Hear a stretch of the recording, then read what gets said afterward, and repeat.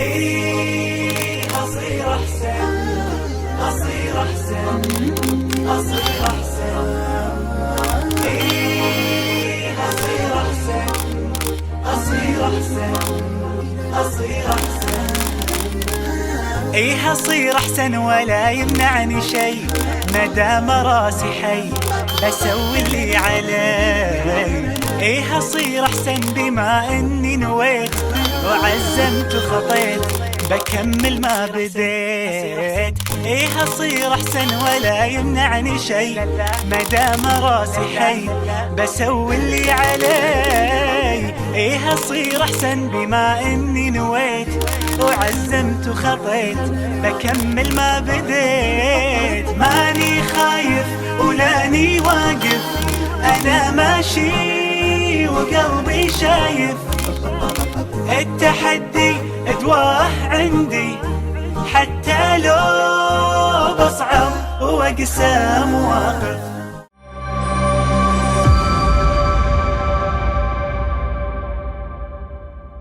Assalamualaikum warahmatullahi wabarakatuh. Innal hamdalillah wassalatu wassalamu ala Rasulillah wa ala alihi wa sahbihi wa man tabi'ahum bi ihsan ila yaumil qiyamah. Kepada seluruh para santri dan para santriwati, kepada seluruh para sahabat, kepada seluruh kaum muslimin dan kaum muslimat dimanapun berada, dan kepada keluarga di antara keramaian umat yang kita bertemu di Taman Ilmu, dan kita berharap pertemuan indah di Taman Ilmu menjadi perjumpaan pada Taman Surga. Semoga Allah memberikan kepada kita afiat, Allah memberikan kepada kita kesehatan, dan semoga kita menjadi orang yang selalu mempersiapkan bekal kita menuju pada perjalanan untuk berjumpa dan bertemu dengan Allah. Saya sangat terinspirasi ketika membaca sebuah tulisan dari Fudail bin Iyad. Fudail bin Iyad ini salah satu ulama tabi'in. Beliau pernah bertanya kepada seseorang tentang umurnya. Kam umruka, berapa umurmu? Orang itu mengatakan, situna sanatan, umur saya 60 tahun. Maka beliau menjawab, situna sanatan tasiru ilallah wa yushiku antabluk. Sesungguhnya kamu hidupnya sudah 60 tahun menuju kepada Allah. Berarti sebentar lagi kamu akan berjumpa kepada tujuan, yaitu perjumpaan dengan Allah. Disitulah kita menjumpai dan mendapati. Fudail bin Iyad memotret ilmu adalah sebuah waktu perjalanan kita menuju kepada Allah. Journey to Allah, rihlatun ilallah. Dan ini merupakan sebuah makna yang sangat indah pada umur yang kita miliki. Ada di antara bapak dan ibu umurnya 50, ada yang umurnya 40, ada yang umurnya 55, ada yang umurnya 30. Berapapun umur, maka umur itu merupakan sebuah perjalanan kita, traveling kita, journey-nya kita menuju kepada Allah. Makanya tidak terlalu membahayakan dan tidak terlalu menakutkan tujuan dari akhir perjalanan kita, karena akhirnya itu adalah berjumpa dengan Allah. Yang kita khawatirkan adalah bekal apa dan apa yang telah kita lakukan dari apa yang Allah ridhai, Allah cintai sebelum kita berjumpa kepada zat yang menjadi tujuan perjalanan kita diberikan kehidupan. Jadi tujuan kita diberikan kehidupan Allah itu yaitu kembali sama Allah. Maka umur itu adalah journey kita menuju kepada Allah. Maka inilah yang menjadi sebuah perkara penting. Maka kita berharap semoga perjalanan kita adalah diisi dengan lembaran-lembaran kebaikan menuju kepada Allah Subhanahu wa Ta'ala. Ini yang menjadi harapan kita. Alhamdulillah, tentunya senang sekali kita pada kesempatan hari ini kita berjumpa, dan tidak ada tempat bagi kita bersyukur kecuali adalah Allah. Pertemuan di tempat ilmu adalah pertemuan merupakan bagian dari rezeki yang besar. Karena yang kita butuhkan sebagai orang yang beriman itu rezeki. Karena rezeki itu meliputi dunia dan urusan yang lebih besar daripada urusan dunia. Orang kalau tidak beriman, mereka hanya berharap dunia dan dunia. Karena dunia itu angka deret. Dari 1 juta menuju ke 2 juta, dari 2 juta menuju ke 4 juta. Maka itu hanyalah angka deret. Adapun bagi orang yang beriman, sesungguhnya orang yang beriman itu yang menjadi kebutuhan dia bukan dunia, tetapi yang menjadi kebutuhan dia itu adalah rezeki. Dan di antara rezeki itu adalah ketika kita diberikan ilmu.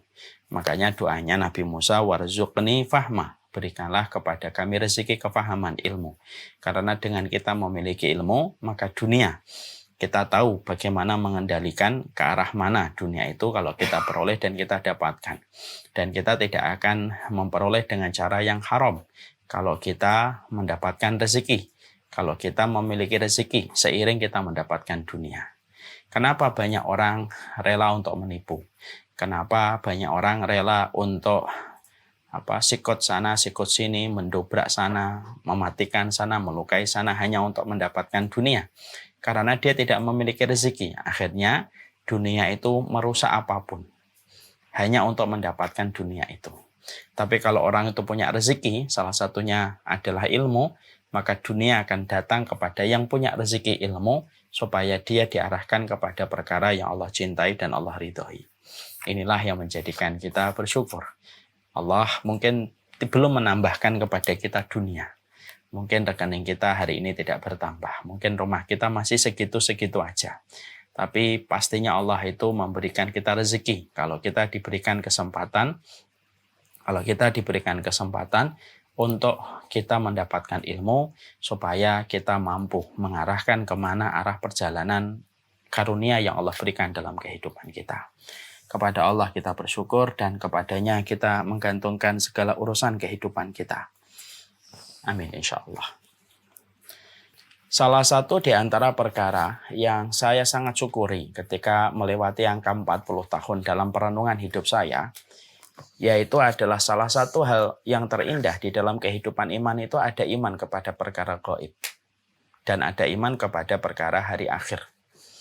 Itu merupakan sesuatu yang saya dapatkan, merupakan hal yang besar sekali. Ketika saya mendapati umur saya semakin bertambah, ketika saya melewati angka 40, kalau saya ditanya, apa perkara agama, perkara keimanan yang sangat membuat kita tenang? Maka saya bisa menyebutkan, bagi saya, tidak ada perkara yang paling menenangkan ketika kita bertambah umur, kecuali perkara yang paling indah di dalam keimanan itu salah satunya adalah ketika kita beriman kepada hari akhir. Dengan iman kepada hari akhir itulah semua kesedihan kita, semua rasa perih yang kita dapatkan gitu.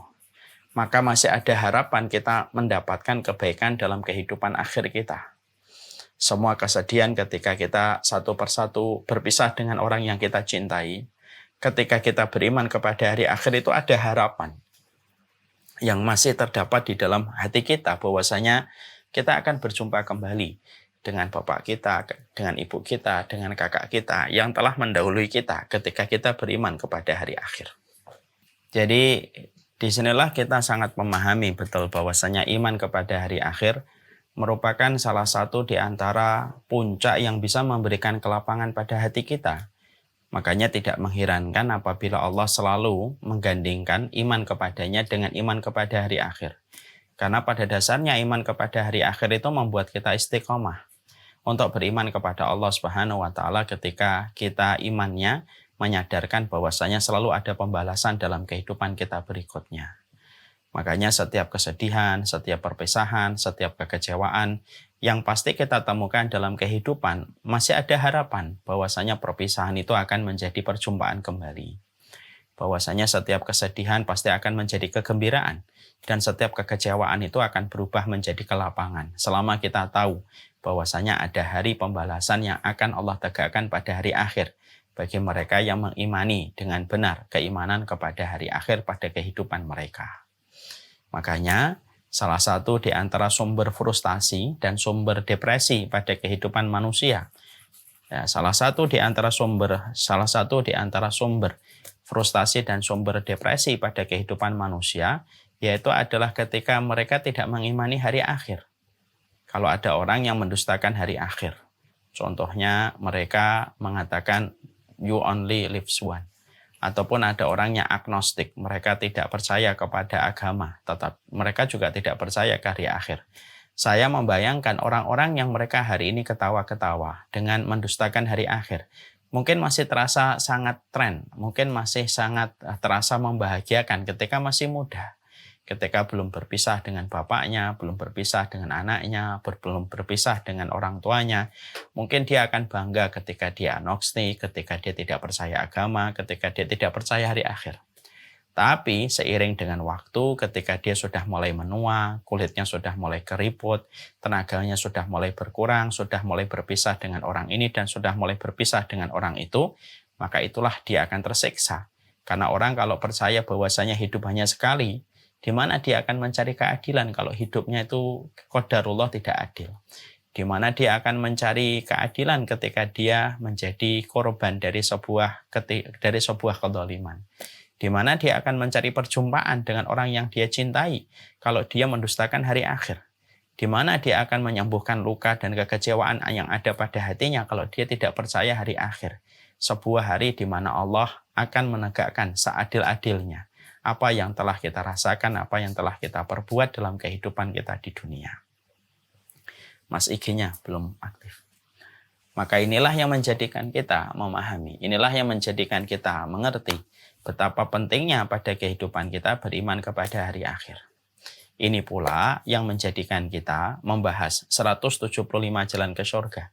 Karena pembahasan ini tentang pembahasan surga ini merupakan pembahasan yang bisa menjadikan hati kita termotivasi bahwasanya apapun yang kita lakukan, apapun yang kita kerjakan, selalu ada pembalasan yang Allah berikan kepada kita. Dan hari ini bukanlah hari akhir. Hari ini atau waktu kita di dunia bukanlah waktu satu-satunya, masih ada waktu berikutnya. Dan inilah yang menjadikan kita betul-betul ingin mendapatkan sebuah insight pencerahan bagi hati kita dan motivasi yang kita peroleh ketika kita beriman kepada hari akhir, salah satunya beriman dengan adanya surga dan neraka dalam kehidupan kita. Ini yang kemudian kita harus pahami dan kita harus mengerti. Wallahu a'lam bishawab. Sekarang mari kita membahas pembahasan kita. Pembahasan kita hari ini merupakan pembahasan yang terakhir. Ketika kita membahas tentang halaman 74 pada poin yang ke-25. Yaitu salah satu di antara jalan kita ke surga. Salah satu jalan kita ke surga itu adalah bagaimana kita melazimi ayat kursi. Ayat kursi ini merupakan sebuah ayat yang luar biasa. Merupakan ayat yang paling agung di dalam Al-Quran. Karena di dalamnya tentang sifat-sifat Allah yang sempurna, tidak ada kekurangan, tidak ada celah, tidak ada aib pada diri dan pada sifatnya Allah. Dan di dalamnya ada sifat Allah Hayyul Qayyum. Allah itu salah satu nama Allah yang paling agung itu La ilaha illa huwal Hayyul Qayyum. Dan kata huwal Hayyul Qayyum itu disebutkan oleh Allah di dalam Al-Quran dalam 3 tempat. Surat Al-Baqarah, Surat Ali Imran, dan Surat Toha. Dan itu menunjukkan keagungan yang dimiliki oleh ayat kursi. Kita mendapati di dalam satu riwayat dikatakan likulli syai'in sanam wa sanamul Quran suratul Baqarah wa fiha ayatul kursi. Maka dikatakan oleh Rasulullah SAW di dalam satu riwayat yang sahih, Rasulullah SAW menyampaikan kepada kita bahwasanya segala sesuatu itu ada tiangnya dan pasti ada puncaknya. Maka tiangnya atau puncaknya Islam itu, puncaknya Quran itu ada di dalam surat Al-Baqarah. Karena di antara 114 surat yang kita baca, yang kita lazimi, maka yang paling agung, yang paling menjadi tiangnya Al-Quran itu adalah surat Al-Baqarah. Dan di dalam surat Al-Baqarah ada ayat yang paling agung, yaitu adalah ayat kursi. Dan itu menunjukkan kepada kita besarnya keagungan yang dimiliki oleh surat Al-Baqarah. Dan besarnya keagungan surat Al-Baqarah terletak pada keagungan ayat kursi. Sebuah ayat yang tidak panjang tetapi memberikan kekuatan besar pada kehidupan kita.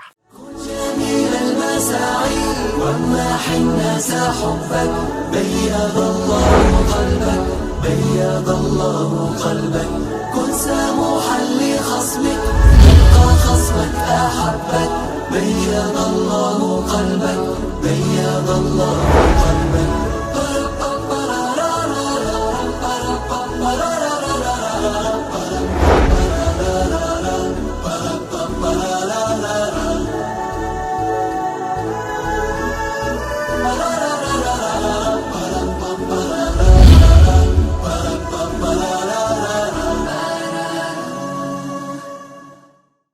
tentunya kita memahami betul bahwasanya di dalam satu riwayat yang sahih yang kemudian kita sudah mendapati bahwasanya kita menjumpai dalam satu riwayatnya Abu Hurairah bagaimana Abu Hurairah menjaga sebuah Baitul Mal. Dan di dalam Baitul Mal yang beliau jaga ternyata ada pencurinya. Ketika beliau berhasil menangkap pencuri itu, maka pencuri itu berontak dan ingin dilepaskan. Ketika Abu Hurairah ingin membawa dia kepada Rasulullah SAW, maka pencuri itu memberikan sebuah tawaran ilmu. Lepaskan saya akan ajarkan kepadamu satu ilmu, yang mana kamu akan mengambil manfaat dari ilmu itu. Lalu pencuri itu berkata, sesungguhnya ada satu ayat yang apabila kamu baca, maka tidak akan mengganggu setan. Dan setan tidak akan pernah mampu mengganggumu. Maka pencuri itu mengatakan kepada Abu Hurairah, bacalah ayat kursi setiap malam. Maka tidak akan mengganggu setan kepada kehidupanmu. Lalu ketika dilaporkan kepada Nabi, maka Nabi SAW kemudian berkata, bahwasanya sodaqaka wa huwa kadzub wa dzaka syaitan. Apa yang diajarkan itu benar. Walaupun dia makhluk pendusta dan itu adalah setan. Itu menunjukkan bahwasanya ayat kursi itu merupakan sebuah perisai yang sangat luar biasa. Yang betul-betul mampu menghindarkan kita dari segala pengaruh buruk setan. Karena setan tidak akan pernah berkutik ketika menghadapi seseorang yang betul-betul melazimi surat Al-Ikhlas, mengamalkan surat Al-Ikhlas, mentadaburi, lalu mengamalkan konsekuensi pada surat itu atau pada ayat itu, maka setan itu tidak akan berhasil untuk mendekati orang itu untuk memberikan keburukan. Ada riwayat lain dari Mu'adz bin Jabal yang hampir mirip dengan riwayat Abu Hurairah, walaupun riwayat Abu Hurairah lebih terkenal ya. Tapi riwayat Mu'adz bin Jabal ini juga patut untuk menjadi sebuah petunjuk bagi kita untuk betul-betul menyelami betapa dalamnya ayat kursi. Mu'adz bin Jabal itu dikisahkan di dalam satu riwayat bahwasanya dalam riwayatnya Imam Ad-Dabrani dari Yahya bin Utsman bin Salih dalam sanad yang bersambung kepada Buraidah rahimahullahu taala bahwasanya Mu'adz bin Jabal itu beliau dititipin oleh Rasulullah dengan korma zakat. Maka ketika beliau dititipin dengan korma zakat, bahwasanya korma zakat itu ada di rumahnya Mu'adz bin Jabal. Tapi setiap malam itu selalu berkurang. Lalu akhirnya Mu'adz bin Jabal itu berpikir, ada apa ini? Kok kemudian korma zakat ini berkurang? Maka akhirnya kita mendapat, kemudian di dalam riwayat itu dijelaskan Mu'adz bin Jabal lalu melaporkan itu kepada Rasulullah, dan Rasulullah mengatakan, karena ada maling di dalam rumahmu, maka perhatikanlah di waktu malammu kamu akan mengetahui siapa yang mengambil korma zakat itu. Maka Mu'adz bin Jabal radhiyallahu anhu kemudian betul-betul pada malam itu setelah beliau menyampaikan laporan kepada Nabi dan Nabi mengatakan ada maling di rumahnya yang mengambil korma zakat itu sehingga berkurang, maka beliau pada hari itu malamnya terjaga dan beliau tidak tidur. Maka beliau melihat memang ada makhluk sebesar gajah yang kemudian mendatangi rumahnya. Lalu ketika makhluk itu sudah di depan rumahnya Mu'adz bin Jabal, lalu kemudian dia memiliki cara untuk masuk pada celah pintu pada rumahnya Mu'adz bin Jabal. Lalu kemudian dia masuk dan kemudian mengambil korma zakat. Ya. Jadi ini makhluk halus, jadi dari setan. Maka kemudian dia masuk dan mengambil korma itu. Lalu kemudian ditangkap itu oleh Mu'adz bin Jabal. Dan dia berteriak ya ketika dia ditangkap ketika mengambil korma itu. Maka dia berteriak dan minta untuk dilepaskan oleh Mu'adz bin Jabal. Dan tentunya Mu'adz bin Jabal ingin membawa dia maling ini kepada Rasulullah. Tapi maling ini berkata, tolong lepaskan saya. Saya tidak akan mengulangi perbuatan saya hari ini. Lalu dilepaskan oleh Mu'adz bin Jabal ketika dia berjanji tidak akan mengulangi perbuatannya kembali. Pagi harinya Rasulullah SAW bertanya kepada Mu'adz bin Jabal, apa yang telah kamu lakukan kepada maling tadi malam yang kamu tangkap? Ya Rasulullah, dia saya lepaskan karena berjanji untuk tidak mengulang perbuatannya. Maka Rasulullah mengatakan, dia tidak akan menepati janjinya. Dia akan datang lagi ke rumahmu dan akan mengambil korma itu. Maka Mu'adz bin Jabal, karena betul-betul dia tahu Rasulullah tidak pernah berdusta, malam yang kedua dia berjaga-jaga kembali. Dan betul, maling itu datang kembali dalam bentuk yang sama dan pola yang sama sebagai malam-malam yang pertama. Datang kayak bentuk seekor gajah yang besar, tapi masuk di celah rumahnya pintu Mu'adz bin Jabal radhiyallahu anhu. Masuk dia. Lalu akhirnya dia masuk, lalu kemudian ngambil kurma itu, ditangkap lagi oleh Mu'adz bin Jabal. Dan ketika ditangkap oleh Mu'adz bin Jabal, maka dia meronta-ronta minta dilepaskan. Dan dia berjanji untuk tidak mengulang kembali, walaupun Mu'adz bin Jabal mengatakan, kamu sudah berjanji hari yang kemarin. Apakah kamu yakin kamu nanti akan menepati janjimu? Iya, saya akan menepati janji saya. Maka akhirnya dilepaskan lagi oleh Mu'adz bin Jabal. Hari berikutnya, Rasulullah ketemu lagi dengan Mu'adz bin Jabal dan berkata, apa yang telah kamu lakukan terhadap pencurimu? Saya lepaskan ya Rasulullah karena dia berjanji untuk tidak mengulangi perbuatannya. Lalu Rasulullah berkata kembali, dia akan mengulangi kembali perbuatannya. Lalu malamnya yang ketiga, Mu'adz bin Jabal berjaga-jaga kembali untuk menjaga kurma zakat yang diamanahkan Rasulullah kepada dirinya. Dan betul makhluk itu datang kembali, disergap kembali. Dan pada waktu yang ketiga ini, Mu'adz bin Jabal berkeinginan keras untuk tidak melepaskan. Karena dia mengatakan, kamu sudah berjanji pada hari yang pertama, kamu sudah berjanji pada hari yang kedua untuk tidak mengulangi. Maka sesungguhnya aku tidak melepaskan kamu. Maka makhluk itu kemudian berkata, saya akan ajarkan kamu satu ilmu yang apabila kamu melazimi ini, maka sesungguhnya kamu tidak akan diganggu oleh setan. Dan sesungguhnya saya datang ke sini itu sebenarnya karena kami datang dari bangsa yang kelaparan. Karena bangsa ini kami dulu mencuri makanan di rumah-rumah kota ini. Lalu datanglah sahabatmu, yaitu adalah Rasulullah Muhammad. Datanglah sahabatmu, mengajarkan kepada mereka tentang ayat kursi. Lalu akhirnya menjadikan kami tidak bisa lagi mencuri di rumah-rumah penduduk kota ini. Sehingga kami akhirnya hari ini kelaparan untuk mencari makanan. Makanya ketika engkau ingin supaya mendapatkan perlindungan dari kami dan gangguan kami, bacalah dua ayat yang terakhir pada surat Al-Baqarah dan bacalah ayat kursi. Maka kemudian dilepaskan, pagi harinya berjumpa dengan Nabi. Nabi kemudian bertanya, apa yang kamu lakukan kepada pencuri itu? Aku lepaskan ya Rasulullah. Dan dia mengajarkan kepadaku tentang dua ayat yang terakhir pada surat Al-Baqarah. Dan dia mengingatkan saya tentang ayat kursi. Maka Rasulullah mengatakan dia benar walaupun dia adalah makhluk mendusta. Ini merupakan tambahan bagi kita bahwasanya ini merupakan keutamaan ayat kursi yang begitu besar. Ini merupakan keutamaan yang begitu besar pada ayat kursi. Yang tentunya, Masya Allah, ini menambahkan terus kepada kita keyakinan kita kepada ayat kursi. Ya. Dan ini merupakan langsung turun dari Allah Subhanahu Wa Taala.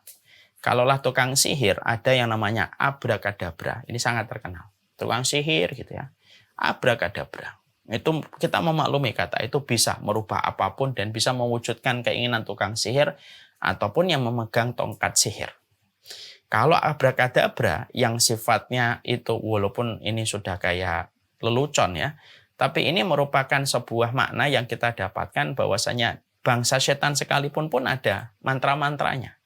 Maka apalagi orang yang beriman. Makanya orang yang beriman, ketika orang yang beriman itu diberikan pertolongan oleh Allah dan kekuatan, maka kekuatan dan pertolongan Allah itu datang. Itu pertolongan Allah itu datang dengan bersamaan pada ayat kursi yang kita lazimi. Ya, itu menunjukkan kepada kita tidak main-main betapa besarnya keutamaan yang dimiliki oleh ayat kursi. Makanya Rasulullah Shallallahu Alaihi Wasallam lalu menyampaikan kepada kita, man qara'a ayatal kursi dubura kulli sholatin lam yamna'hu min dukhulil jannah illa ayyamuta. Barang siapa yang mereka selalu membaca ayat kursi setelah mereka sholat, lam yamna'hu, tidak ada yang menghalangi dia min dukhulil jannah, untuk masuk ke dalam surga, illa ayyamutas. Yang menghalangi itu cumalah kemudian hidupnya sampai kematiannya. Jadi kalau sudah meninggal, dia akan mendapatkan surga. Itu menunjukkan besarnya keutamaan yang dimiliki oleh ayat kursi. Tentunya untuk mendapatkan keutamaan ayat kursi yang sedemikian agungnya, kita dituntut oleh Allah dan kita dituntut oleh syariat. Bagaimana kita menghafalkannya, bagaimana kita memahami maknanya, lalu kita beramal dengan konsekuensi yang ada pada ayat kursi. Kalau hanya membaca saja, hanya membaca semata, maka membaca semata itu tidak bisa membuahkan buah manis untuk dimasukkan ke dalam surga. Karena setiap interaksi kepada surat dan setiap interaksi orang beriman kepada ayat itu ada 3. Membacanya, memahaminya, atau melaziminya, kemudian memahaminya, lalu beramal dengan konsekuensi yang ada pada ayat atau surat itu. Inilah yang disebut dengan tilawah hukmiyah. Inilah yang disebut dengan cara kita membaca secara hukumnya. Ya. Dan ini betul-betul harus kita perhatikan. Kalau tidak, maka kita tidak akan pernah mendapatkan faedah dari ayat kursi walaupun kita rajin membacanya. Ada orang yang membacanya, tapi tidak mengetahui artinya. Apalagi beramal dengan apa yang dikandung pada ayat itu. Berarti ini tilawahnya sukaro. Ya. Jadi bukan lagi tilawah hukmiyah, tetapi tilawah sukaro. Ada tilawah hukmiyah, ada tilawah sukaro kalau bahasa saya. Tilawah hukmiyah itu apa? Yaitu kamu membacanya ayat kursi, kamu sudah tahu keagungannya. Dan itu termasuk keagungan yang paling besar di dalam Al-Quran terdapat pada ayat kursi. Kemudian kamu tahu artinya, kamu membaca tafsirnya, mentadaburi maknanya, lalu beramal sesuai dengan konsekuensi yang ada pada ayat kursi. Itu namanya tilawah hukmiyah. Tilawah hukmiyah. Tapi ada yang kedua yaitu yang disebut dengan tilawah sukaro. Tilawah sukaro itu apa? Dia membacanya, tetapi tidak mengetahui artinya. Itu kayak orang mabuk. Sukaro itu mabuk. Bukankah orang mabuk tidak tahu apa yang dia baca atau apa yang dia ucapkan? Lihat orang mabuk. Orang mabuk itu tidak tahu apa yang dia baca. Dia tidak tahu apa yang dia baca. Dia tidak tahu apa yang dia omongkan. Biasanya orang mabuk itu ngomong apa aja. Bahkan rahasia-rahasia dirinya itu pun dia keluarkan semuanya kalau lagi mabuk. Karena dia tidak tahu apa yang dia ucapkan. Orang mabuk itu tidak tahu apa yang diucapkan. Maka kalau kita kemudian membaca ayat kursi, hanya membaca saja, tapi tidak ngerti artinya, tidak ngerti maknanya, maka sesungguhnya kita pada dasarnya itu adalah orang yang membaca dalam kondisi mabuk. Membaca sih membaca, tapi tidak ngerti artinya kan berarti kayak orang mabuk yang ngomong tetapi tidak tahu apa yang dia omong. Nah inilah yang menjadikan kita akhirnya paham. Kita tidak ingin berkategori di dalam pengamalan ayat kursi yang kita tahu pada ayat ini ternyata merupakan poin untuk menunjukkan kita kepada surga. Itulah yang menjadikan kita betul-betul ingin mentadaburi. Dan kita kemarin sudah mentadaburi. Ya beberapa 2 kali atau 3 kali pertemuan. Dan ini merupakan tadabbur yang terakhir.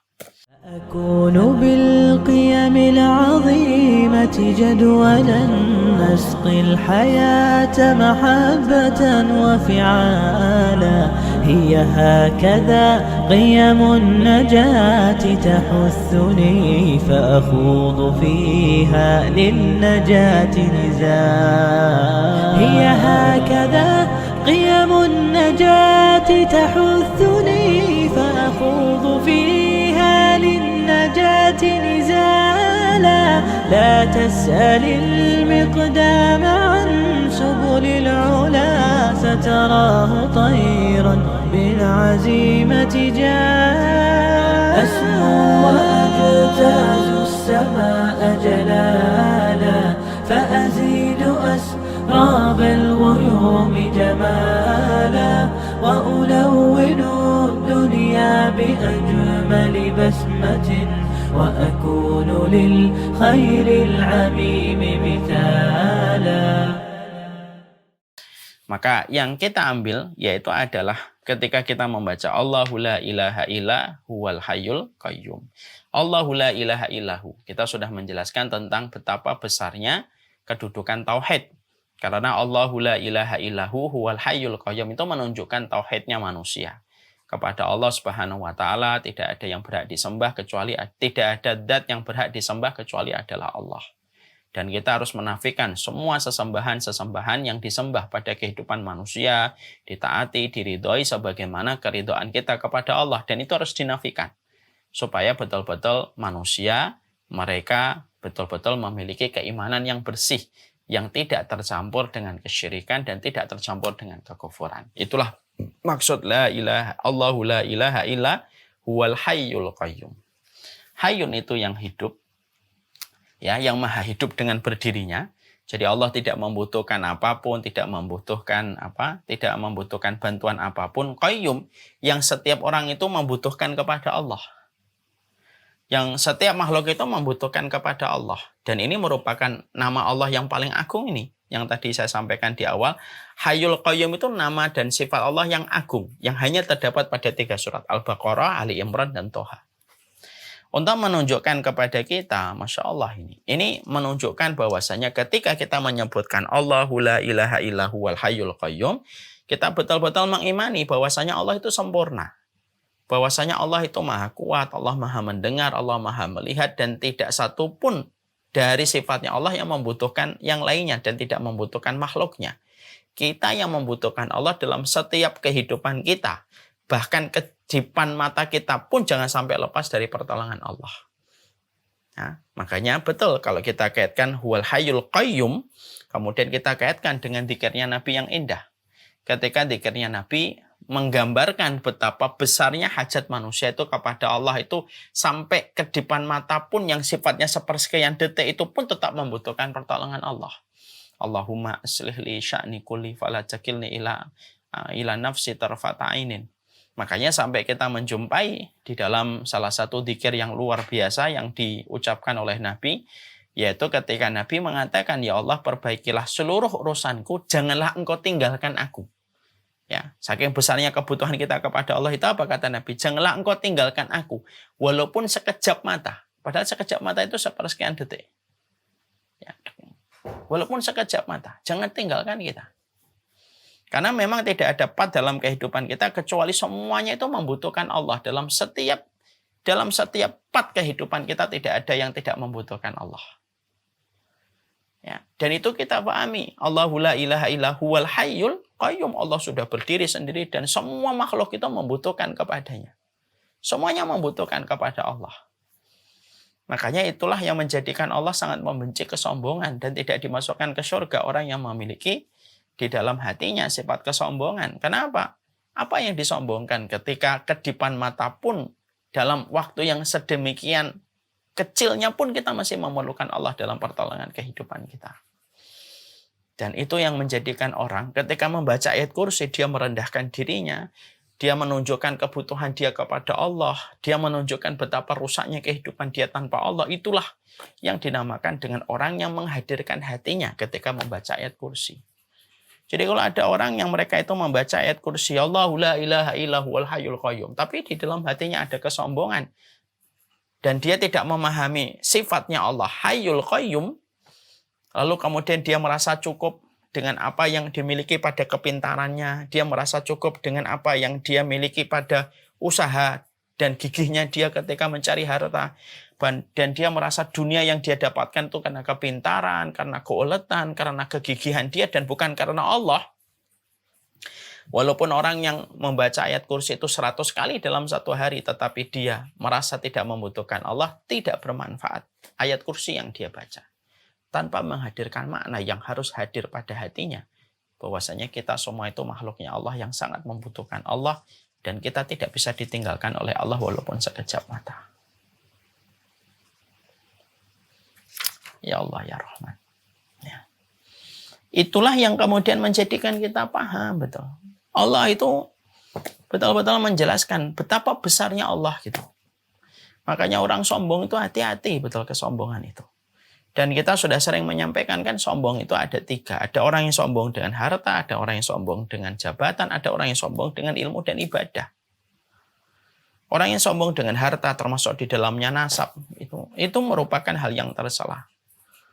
Karena sesungguhnya harta yang dia miliki itu pun merupakan bagian dari apa yang Allah berikan kan. Allah kan mengatakan ya ibadi kullukum ar illa man kasautuhu fastaksuni aksukum. Wahai hambaku, wahai makhlukku, semua kalian itu sebenarnya telanjang. Tidak bisa kalian itu mendatangkan sehelai benang pun itu tidak bisa. Kata Allah itu menunjukkan betapa lemahnya manusia. Kullukum ar.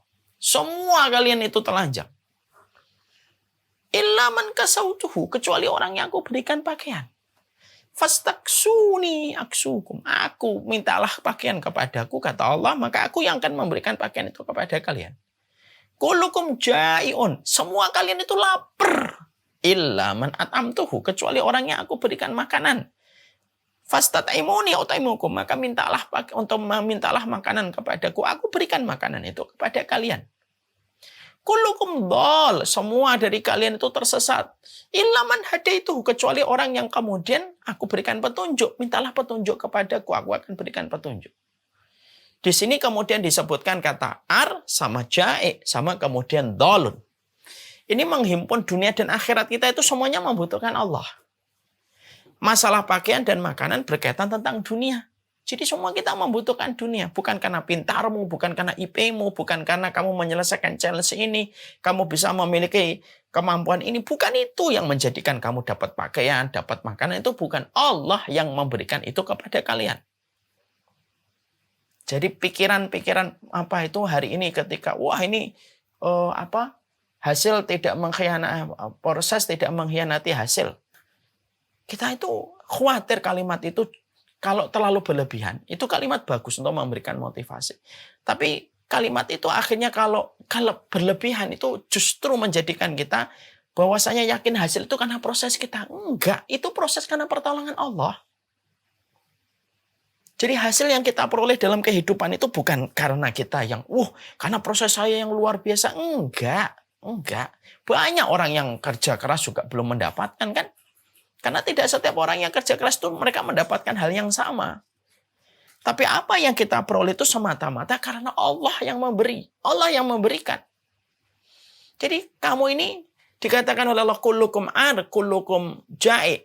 Kalian itu telanjang, kalian itu adalah lapar. Itu menunjukkan urusan dunia kita itu membutuhkan Allah. Bukan karena kehebatan kita. Kemudian yang ketiga yang disebutkan oleh Allah dalam hadis qudsi ini apa? Kullukum dhalun. Kalian itu tersesat kecuali aku berikan petunjuk. Berarti sampai urusan akhirat, sampai kita mendapatkan hidayah. Karena yang menjadikan kita mendapatkan surga kelak itu ya karena hidayah Allah. Itu juga karena pertolongan Allah. Kan yang diucapkan oleh penduduk surga itu apa? Alhamdulillahilladzi hadana li hadza. Jadi penduduk surga itu ketika mereka sudah ngelewatin sirat, berkumpul di kontorah. Ketika di kontorah itu sebuah tempat berkumpulnya manusia. Ketika selamat dari sirat, maka berkumpul di sebuah tempat yang bernama kontorah. Di kontorah itulah kemudian terpampang surga itu. Ketika mereka akan dikiring menuju kepada surga, maka mereka berkata, Alhamdulillahilladzi hadana li hadza wa ma kunna linahtadiya laula an hadanallah. Jadi mereka itu berkata, yaitu Alhamdulillahilladzi hadana li hadza. Ya Allah, segala puji bagimu yang telah menunjukkan kami hidayah ke tempat ini. Jadi semua itu membutuhkan Allah. Urusan dunia kita membutuhkan Allah. Urusan akhirat kita membutuhkan Allah. Dan benarlah Allah ketika Allah mensifati dirinya Hayyul Qayyum. Qayyum. Semuanya itu butuh sama Allah. Dalam urusan dunia kita butuh Allah. Dalam urusan kita di akhirat mendapatkan petunjuk, selamat dari fitnah, selamat dari berbagai macam penyelewengan dan penyimpangan itu Allah. Allah yang memberikan itu pada kehidupan kita. Berarti besarnya kedudukan kita itu kepada Allah sebesar itu. Ini yang kita harus baca. Makanya kemudian kita tidak boleh sombong dengan jabatan, dengan harta, dengan ilmu. Apalagi sombong dengan ilmu dan ibadah. Allah paling nggak suka. Orang kalau sombong dengan ilmu itu apa yang disombongkan? Ilmunya dia belum tentu benar 100%. Orang sombong dengan ibadah, misalkan dia sudah bisa mengamalkan sunnah. Ibadah sunnah apa sih yang kamu sombongkan? Karena ibadahmu juga belum tentu diterima oleh Allah. Kok kamu sombong? Makanya kesombongan pada ilmu dan kesombongan pada ibadah itu kesombongan yang tercela sekali. Disitulah kita akhirnya paham. Makna menghadirkan ketika kita membaca ayat kursi itu, ya kita butuh sama Allah. Saking Allah menjelaskan Hayyul Qayyum, Allah menjelaskan la ta'khudhuhu sinatu wala naum. Allah sama sekali tidak ngantuk, Allah sama sekali tidak tidur. Kenapa disebutkan kata ngantuk? Karena biasanya orang sebelum tidur itu ngantuk dulu. Ngantuk aja tidak. Ada orang yang terkadang bisa nahan ngantuk, tapi belum tentu dia bisa menahan tidur. Saya kalau ngantuk bisa, tapi kalau udah tidur, jamnya tidur, saya tidak bisa kecuali tidur. Ada orang yang kemudian bisa nahan tidur, tapi tidak bisa nahan ngantuk. Wah, saya nggak tidur nih, jam 12 saya bisa tidur, tapi kalau ngantuk saya susah.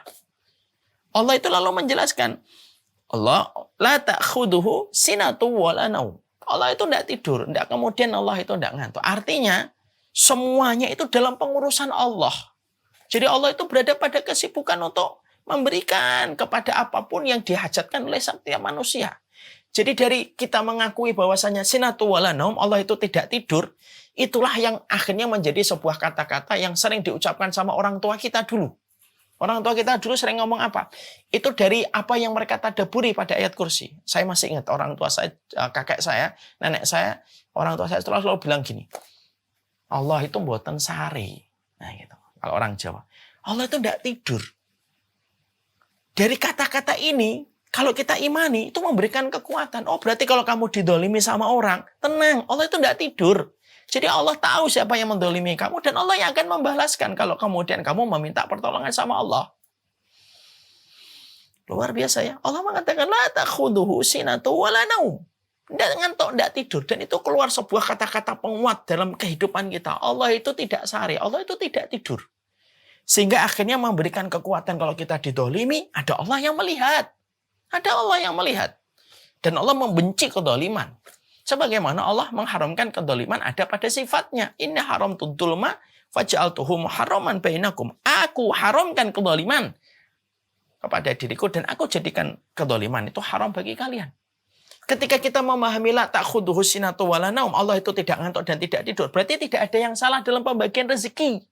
Karena biasanya orang yang saling salah itu apa? Orang yang ngantuk. Biasanya orang kalau ngantuk itu, misalkan dia jadi kasir, ngantuk, cenderung salah.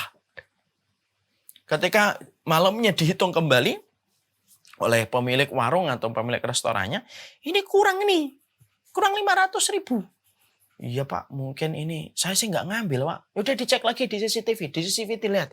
Oh ternyata ketahuan dia ngantuk dan ada transaksi yang kelewat karena ngantuk.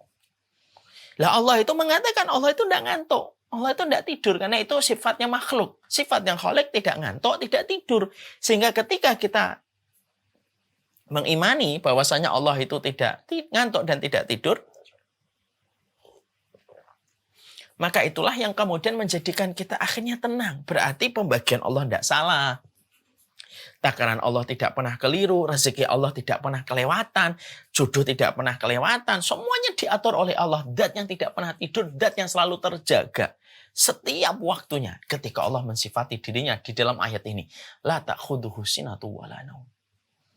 Coba. Mana Rabb yang paling agung, yang berat untuk disembah kecuali Allah?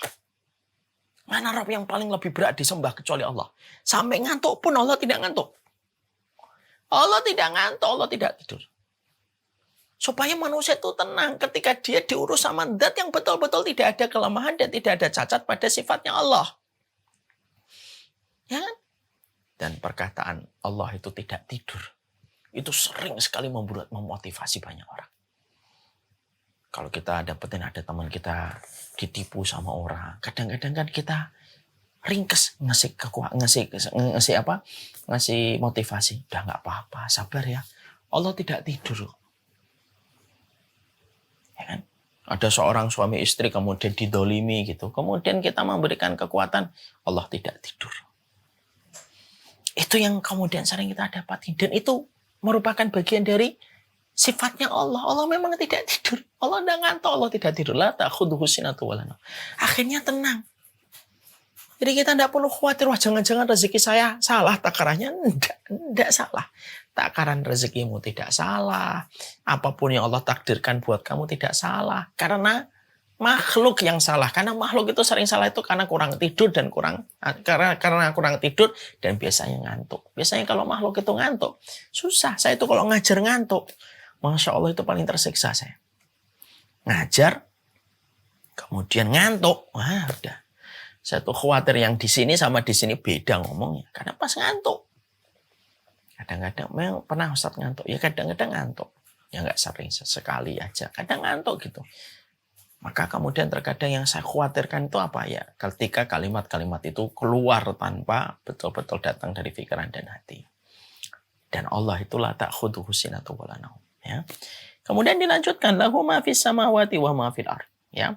Kemudian dilanjutkan di dalam ayat itu bahwasanya Allah itu memiliki apapun yang di langit dan di bumi. Berarti semuanya itu miliknya Allah. Makanya kemudian semua itu miliknya Allah. Berarti Allah itu yang paling layak mendapatkan pujian secara absolut itu hanyalah Allah. Pujian manusia itu relatif. Kalau pujian kepada Allah itu qat'i dan absolut. Kenapa pujian kepada manusia itu relatif? Satu, orang yang kita puji, misalkan dia punya harta yang banyak, maka atau punya sesuatu hal ya yang membuat kita bisa memuji. Ketika kita memuji, belum tentu orang lain memuji. Karena relatif, bisa jadi ada orang yang kita puji tetapi orang lain itu menghujatnya.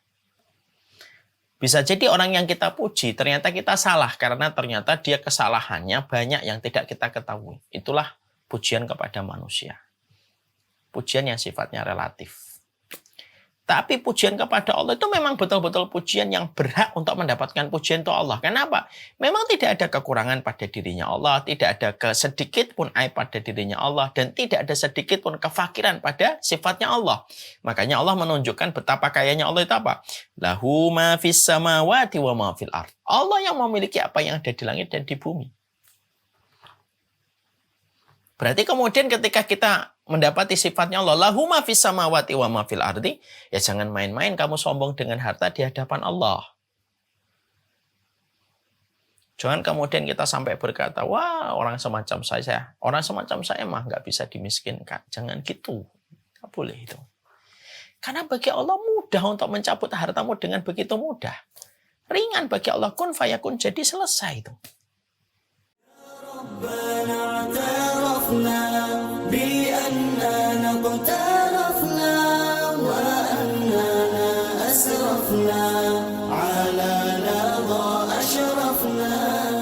فتب علينا توبة تغسل كل حوبات واستر لنا العورات وآمن الروعات اغفر لوالدينا ربي ومولودينا والأهل والإخوان وسائر القلان. اعترفنا بأننا اقترفنا وأننا أسرفنا على لظى أشرفنا.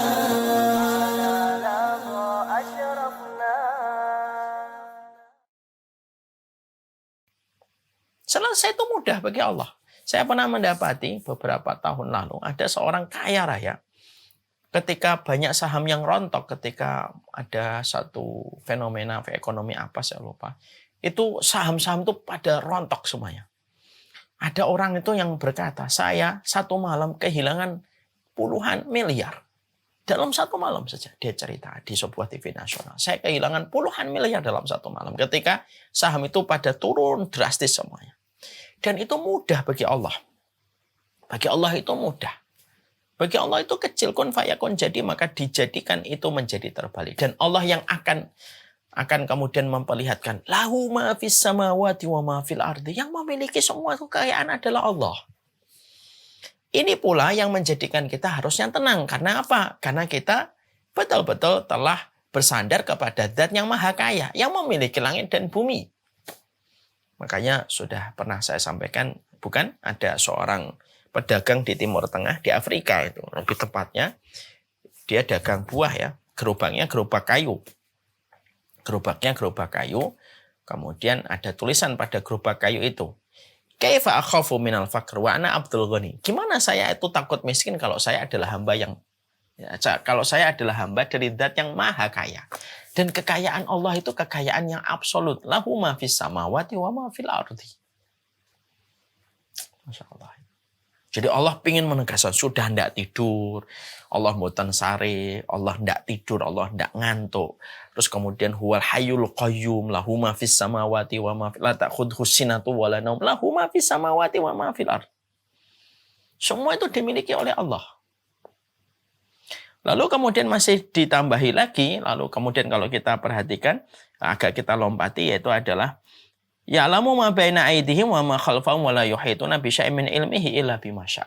Ini kita lompati beberapa ayat yang mangdalladzi yashfa'u, kita lompati dulu untuk menyempurnakan kesempurnaan Allah. Maka setelah Allah menjelaskan Allah itu kaya, Allah tidak tidur, Allah itu maha berdiri sendiri dan setiap makhluk itu membutuhkan kepadanya, Allah maha kaya. Kemudian Allah itu maha ilmu. Allah itu maha ilmu, sudah maha kaya, tidak lemah, semua makhluk membutuhkan kepadanya. Allah lalu menjelaskan lagi supaya kita tidak terpedaya dengan pandangan kita yang sering gumunan dan sering kagum sama orang. Maka Allah itu mengalihkan pandanganmu itu jangan makhluk, pandanganmu itu kepada Khalik. Allah kemudian menyampaikan apa? Ya'lamu ma baina aydihim wa ma khalfahum wa la yuhituna bi syai'in min ilmihi illa bima syaa. Semuanya ilmu itu Allah tahu. Allah itu yang tahu ilmu. Berarti setiap syariat Allah, hukumnya Allah itu keluar dari zat yang maha ilmu. Yang tidak perlu kita ragukan keilmuannya. Makanya jangan sombong. Lalu kemudian kita ujuk-ujuk datang menjadi makhluknya. Bermula dari setetes air yang hina. Kemudian kita mengomentari syariatnya Allah dengan mengatakan, wah ini tidak cocok nih. Ya salam. Ini orang ini baca ayat kursi enggak sih? Ini kan kemudian dijelaskan oleh Allah. Wala yuhituna bi syai'in min ilmihi illa bima syaa. Yang diceritakan kepada kita itu dikit dan sesungguhnya syariat Allah itu begitu sempurna karena lahir dari zat yang maha ilmu.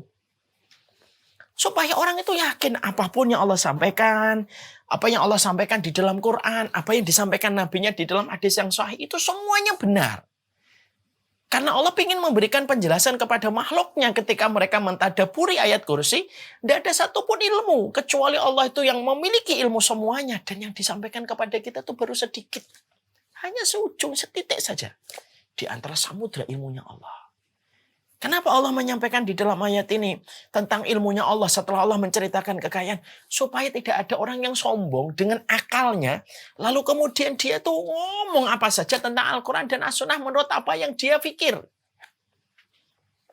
Wah menurut saya begini. Ada orang yang, Masya Allah itu. Ada orang yang suka ngomong, saya tuh mengkritik Muslim yang gini. Supaya mereka tidak jumud. Padahal hidupnya dia juga berantakan. Jadi ini yang menjadikan kita harus paham. Allah itu menegaskan sifatnya supaya kita mengambil konsekuensi setelah kita membaca ayat ini. Lalu mengambil komitmen yang kita peroleh dari ayat ini. Jadi kalau kemudian kamu meyakini lahu ma fis samawati wa ma fil ard. Allah itu yang memiliki langit dan bumi. Allah yang memiliki langit dan bumi. Lalu kemudian kita masih ada yang menyombongkan harta kita. Berarti dia tidak mentadaburi ayat kursi. Kalau Allah sudah mengatakan bahwasanya ilmunya Allah begitu luasnya. Lalu kemudian masih ada orang yang mengomentari ayat Allah itu. Ini kurang cocok, ini kurang relevan gitu. Maka dia tidak mentadaburi ayat kursi. Ilmunya Allah itu luas. Dan tidak mungkin salah ketika Allah sudah menyampaikan kepada kita. Ketika Allah sudah menyampaikan kepada kita. Semua ilmu itu tidak ada yang tertutup bagi Allah. Ya'lamu ma baina aydihim wa ma khalfahum wa la yuhituna bi syai'in min ilmihi illa bima syaa. Sudah apa lagi yang kita bisa lakukan? Gak ada. Minta ilmu itu minta sama Allah. Jadi semuanya itu kita sudah betul-betul ibaratnya ketika kita berdiri di hadapan ayat ini. Itu betul-betul semuanya itu sudah menjelaskan tentang keagungan Allah yang kamu sembah. Dan kamu harus bangga dan beruntung ketika kita menyembah kepada Allah. Makanya tidak ada hal yang paling menguntungkan kita kecuali kita telah beriman kepada Allah yang berhak disembah dan sholawat kita kepada Nabi yang telah mengajarkan ini kepada kita sampai kita mengenal Rabb yang kita sembah. Sehingga ketika seorang hamba dia bersandar kepada Allah yang maha kuat, yang setiap makhluk membutuhkan, dia maha berdiri, lalu kemudian tidak ngantuk, tidak tidur, maha kaya, maha ilmu. Maka kita tidak perlu khawatir pada kehidupan kita kalau kita bersandar sama Allah. Tenang kita. Masalah harta kita minta sama zat yang menguasai langit dan bumi. Masalah ilmu. Maka kita yakin bahwasanya syariat Allah itu untuk memberikan petunjuk pada kehidupan kita. Dan Allah tidak berniat untuk menjerumuskan kita kepada kerusakan. Dan itu Masya Allah itu agung betul. Lalu sebelum ya'lamu ma baina aydihim, kita kembali lagi, man dzalladzi yashfa'u indahu illa bi'idznih. Siapa yang memberi syafaat kecuali dengan izinnya? Artinya bahwasanya setingkat Rasulullah SAW yang kelak akan memberikan syafaat itu pun menunggu izin dari Allah ketika akan memberikan syafaat kepada umatnya. Berarti kan betul-betul semuanya itu ibaratnya kalau kehidupan kita itu tali itu gantungnya kepada satu titik, yaitu adalah Allah Subhanahu wa taala. Sampai orang tuamu, anakmu yang akan memberikan syafaat, Quran yang akan memberikan syafaat, puasa yang akan memberikan syafaat, itu nunggu dulu izin dari Allah. Nunggu dulu izin dari Allah. Kalau Allah ngizinkan, baru dapat syafaat. Kalau Allah tidak ngizinkan, tidak akan ngasih. Tidak akan dapat syafaat itu. Menunjukkan apa? Urusan akhirat pun sangat membutuhkan. Semua itu izin dari Allah Subhanahu wa taala. Masya Allah. Ya Allah, ya Rabb. Semoga Allah jaga hati kita dalam keimanan yang benar kepada Allah. Maka kemudian dikatakan, wasi'a kursiyyuhus samawati wal ardh wa la ya'uduhu hifdhuhuma wa huwal aliyyul azim. Dan kemudian Allah tidak pernah merasa berat di dalam mengurusnya, dan ada diceritakan tentang kursi. Kursi itu tempat kakinya Allah. Ya, tentunya bumi alam semesta ini kemudian kalau dibandingkan dengan kursinya Allah, maka sesungguhnya kayak cincin di antara padang pasir itu. Saking besarnya kursinya Allah Subhanahu wa taala. Dan kita bisa bayangkan bagaimana kita ini di hadapan Allah, Rabb yang paling berhak disembah. Siapapun yang berperang dengan Allah tidak akan pernah beruntung dunia dan akhiratnya. Siapapun yang bermaksiat kepada Allah, siapapun yang berbuat dosa kepada Allah, maka betul kata Umar bin Khattab, jangan lihat dosanya, tapi lihat kepada siapa kamu berbuat dosa itu ketika melakukan kemaksiatan. Kamu berhadapan dengan Zat yang maha besar. Wasi'a kursiyyuhus samawati wal ardh. Kursinya itu meliputi langit dan bumi. Itu baru kursinya. Tempat kakinya. Meliputi semua langit dan di bumi. Wala ya'uduhu hifdhuhuma wa huwal aliyyul azim. Dan Allah tidak pernah merasa kerepotan untuk mengurus semuanya. Allah yang maha tinggi dan Allah yang maha agung. Masya Allah. Ini loh yang sering kita lupa. Jangan membaca Quran dengan tilawah sukaro. Tilawah sukaro itu apa? Baca tapi mabuk. Gak ngerti apa yang dia baca. Tidak mentadaburi maknanya. Tidak membedah bagaimana tafsirnya. Tidak membedah bagaimana ilmunya yang disampaikan Rasul. Ya akhirnya kita kayak orang mabuk. Mungkin kita tidak minum alkohol, tapi kemudian kita sama kayak orang yang mabuk walaupun gak minum alkohol. Ketika kita membacanya tidak mengetahui artinya. Orang yang membaca ayat kursi dituntut dia. Bagaimana dia itu memahami, membacanya, menghafalnya, mengetahui maknanya. Lalu mentadaburi maknanya itu. Lalu beramal sesuai dengan konsekuensi yang ada pada ayat itu. Kalau Allah memerintahkan kamu jangan ada yang kamu sembah kecuali yang paling berat adalah Allah. Ya sudah, murnikan ibadah kita dari kesyirikan, kekufuran. Hanya kepada Allah. Ketika kamu tolak takhudhuhu sinatu wala naum, jangan pernah kamu merasa bahwasanya rezekimu salah takaran. Jangan pernah kamu merasa orang yang mendolimi kamu kemudian dia bisa skip dari pengamatan Allah. Enggak. Jangan pernah kamu merasa ketika kamu dibalik-balik tirai yang kemudian kamu sembunyikan kamu bisa menyembuhkan dosa. Enggak bisa. Lahu ma fis samawati wa ma fil ardh. Dia menguasai apa yang ada di langit dan di bumi, menjadikan kita tenang ketika bersandar kepada Zat yang Maha Kaya. Man dzalladzi yashfa'u indahu illa bi'idnih. Siapa yang bisa memberikan syafaat kecuali dengan izinnya? Kita betul-betul beriman supaya kita bisa mendapatkan izinnya Allah ketika Rasulullah memberikan syafaat kepada umatnya. Ya, ya'lamu ma baina aydihim wa ma khalfahum. Semua diketahui oleh Allah ilmunya. Berarti semua syariat Allah itu tidak ada yang salah. Yang salah itu pikiranmu yang terlalu sombong, suka mengukur syariat Allah dengan akalmu yang cuma sejengkal. Saya paling kemudian bingung sama orang yang mengaku dirinya muslim, lalu kemudian ketika bicara tentang syariat Allah, dia mengatakan, ya menurut seakal saya, menurut pemikiran saya. Loh, pemikiranmu tuh segede apa? Padahal Allah mengatakan, ya'lamu ma baina aydihim wa ma khalfahum. Semuanya itu Allah tahu. Semuanya Allah tahu. Loh, kok kita kemudian dengan sombong mengatakan apa yang Allah syariatkan, yang datang dari Zat yang Maha berilmu, lalu kita ukur dengan akal kita yang hanya sejengkal dan mengatakan, kalau menurut pemikiran saya, loh, pemikiranmu itu segede apa manusia? Ya. Wasi'a kursiyyus samawati wal ardi wa la ya'uduhu hifdzuhuma wa huwal aliyyul azim. Ya, Masya Allah. Inilah yang kemudian menjadikan kita memahami. Makanya kalau kemudian kita faham semacam ini, maka kita akan membaca ayat kursinya itu penuh dengan rasa makna. Jadi aja Allahumma la ilaha illa huwal hayyul qayyum la ta'khudhuhu. Anak saya yang baru 5 tahun juga hafal ayat kursi.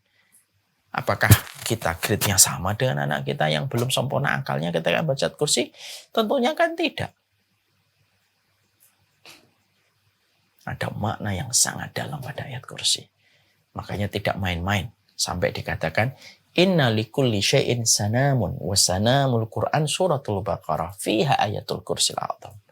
Sesungguhnya sampai dikatakan, sesungguhnya segala sesuatu itu ada tiangnya.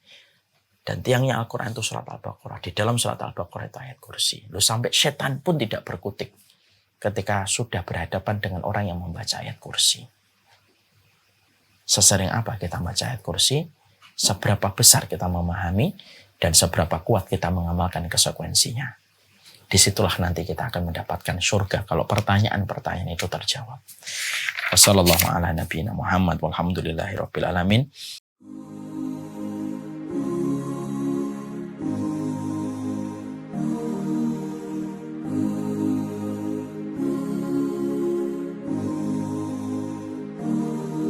بين الرجاء والخوف قلبي طائر ومن اليقين النور بيض جوانحي فوق السحاب يطير حرا مدركا نسمو كماله للكون وجه آخر نحيا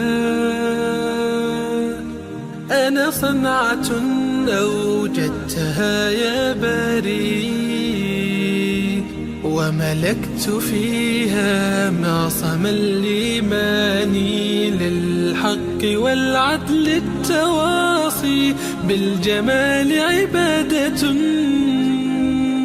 حسن التأمل بالإله وصال كالجمال يرى ويطلب نبعه كالقرب حين دعاء تداعب طفلها وتظنه أملا كما حاجاتنا منا إليك